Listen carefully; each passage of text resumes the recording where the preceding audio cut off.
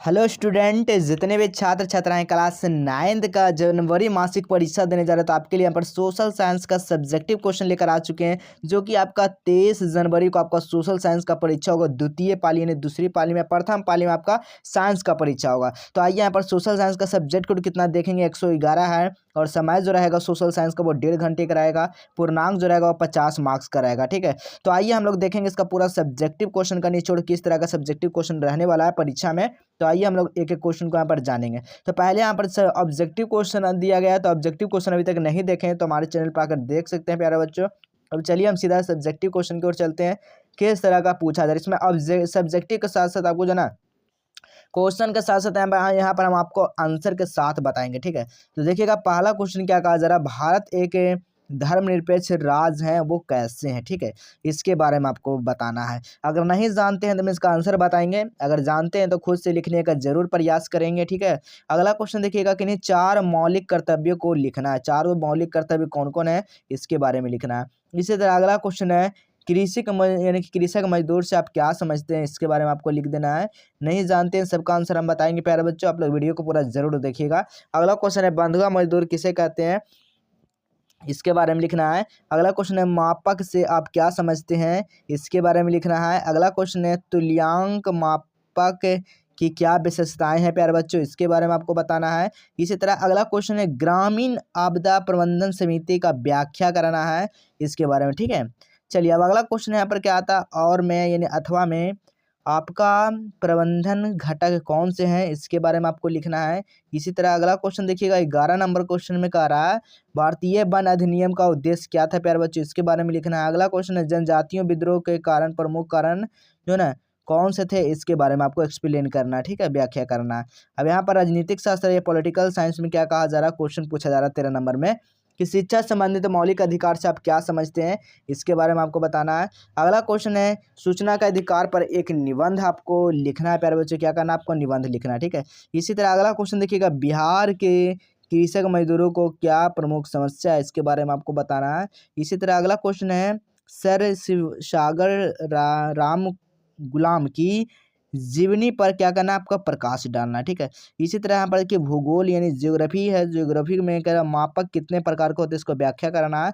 अगला क्वेश्चन देखिएगा प्रदर्शन मापन की विधियां में तुल्यान यानी कि तुलनात्मक वर्णन इसको करना है। ठीक है, तो आपको समझ में आ गया यहाँ पर 18 क्वेश्चन दिया गया था। 18 क्वेश्चन तक इसका पूरा आंसर भी आपको हम बताने वाला है। तो आंसर के लिए आपको सबसे पहले क्या करना है, सबसे पहले आंसर के लिए आपको गूगल को ओपन करना है। ठीक है, जैसे ही आप लोग यहाँ पर गूगल को ओपन करते हैं, यहाँ पर सर्च क्या करना है प्यारे बच्चों, जस्टेबल एजुकेशन आकर सर्च कर देना है।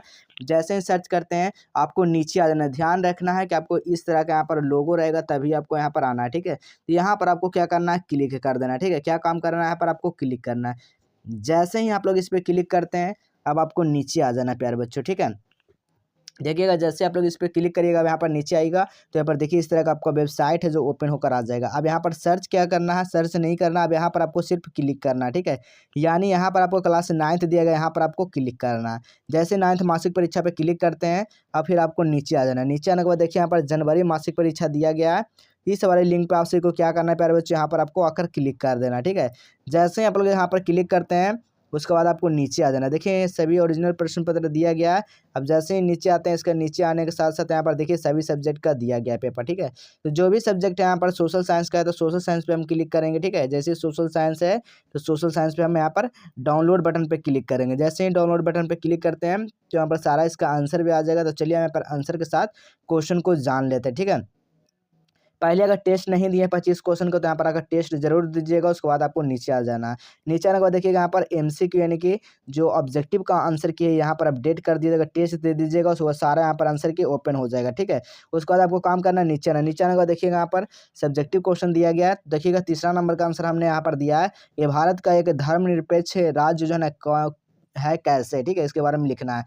तो लिखना है क्या प्यारे बच्चों, यहाँ पर लिखना है कि एक धर्मनिरपेक्ष राज्य धर्मनिरपेक्षता से संबंधित ठीक है एक विचार है जिसके द्वारा एक राज्य है धर्म के मामलों में आधिकारिक तौर पर तटस्थ होने का दावा करता है और न तो धर्म और न ही अधर्म का समर्थन करता है प्यारे बच्चों। ठीक है, इस तरह से आप लोग लिख सकते हैं।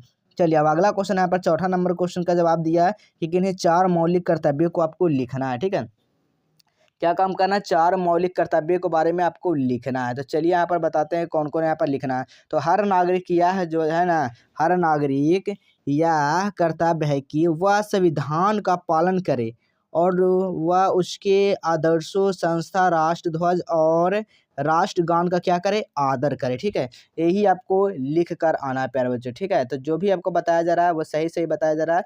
आप लोग इस चीज़ को फॉलो ज़रूर करेंगे। ठीक है?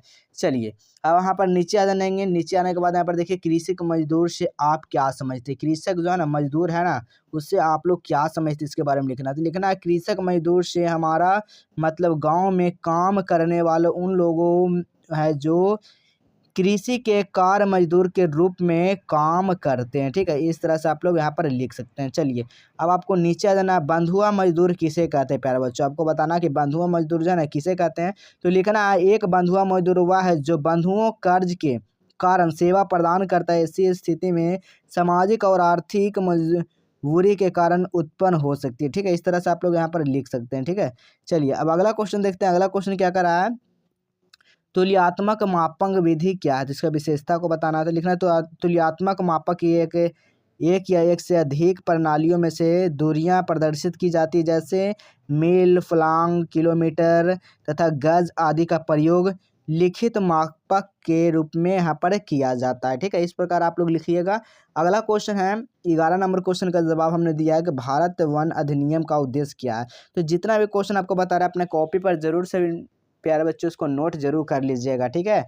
चलिए यहाँ पर बताइएगा, भारत वन अधिनियम 1927 का उद्देश्य वनोत्पाद की आवाजाही को नियंत्रित करना, उस पर शुल्क लगाना था। ठीक है? इस तरह से आप लोग यहाँ पर लिख सकते हैं। चलिए अब अगला क्वेश्चन है, बिहार में कृषक मजदूरों को प्रमुख समस्या क्या है? तो लिखना है बिहार में कृषक मजदूरों की दशा अत्यंत दयनीय है।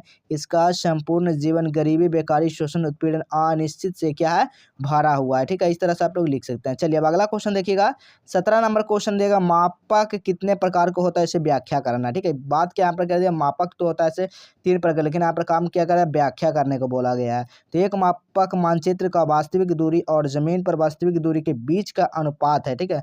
मानक के तीनों तरीकों से दर्शाया जाता है और वे कथनांक प्रदर्शन भिन्न आरेख और रेखांकित जो है ना मापक का क्या है, तरीका है प्यारे बच्चों। ठीक है? इस तरह से आप सारा प्रश्न को लिख सकते हैं। अगर आप लोग इसका डाउनलोड करना चाहते हैं पीडीएफ, तो पीडीएफ डाउनलोड करने के लिए डाउनलोड बटन दिया गया है। सब्जेक्टिव क्वेश्चन है तो सब्जेक्टिव क्वेश्चन पे भी क्लिक करके आप लोग इसे डाउनलोड कर सकते हैं। व्हाट्सएप है तो व्हाट्सएप ग्रुप को जरूर सभी लोग ज्वाइन कर लीजिएगा। ठीक है?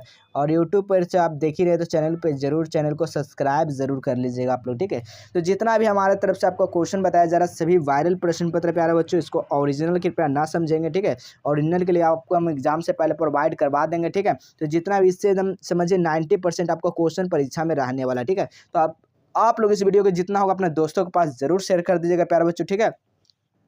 तो जितना भी हो सके अपने दोस्तों को शेयर करिए। आपको गूगल पर जाकर सर्च किया करना, आप सभी को जस्टवेल एजुकेशन आपको सर्च करना है। क्या करना है, जस्टवेल EDUCATION एजुकेशन आपको जाकर सर्च करना। वहाँ से जितना भी सारा मटेरियल है वो क्लास 9th वाले सेक्शन में या तो आप क्लास 9th मासिक परीक्षा में आपको मिल जाएगा। ठीक है? तो चलिए फिर मिलेंगे इसी तरह अगले नए नेक्स्ट वीडियो के साथ।